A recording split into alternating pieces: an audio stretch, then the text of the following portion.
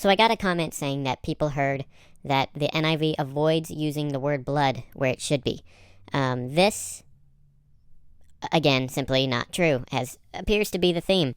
I don't want this channel just to be me defending the NIV version of the Bible, because like I said, I'm not really that big of a fan of it myself. It's just all the lies spread about it, like bash it and make it sound way worse than it actually is, because it's not a very bad version of the Bible. The main place that this criticism comes is Colossians 1:14, which in the NIV reads, "In whom we have redemption, the forgiveness of sins." But in the King James Version reads, "In whom we have redemption through his blood, even the forgiveness of sins." As has tended to be the theme.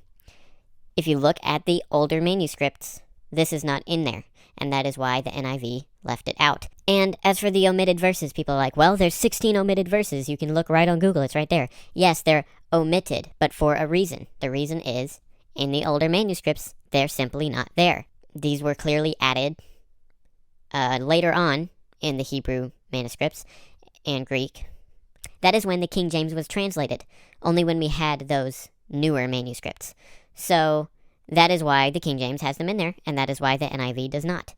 And it's never a problem in any of these verses, as I've double and triple checked them, is that it's not a doctrine thing that they're cutting out, because these exact verses are almost always reiterated in other verses.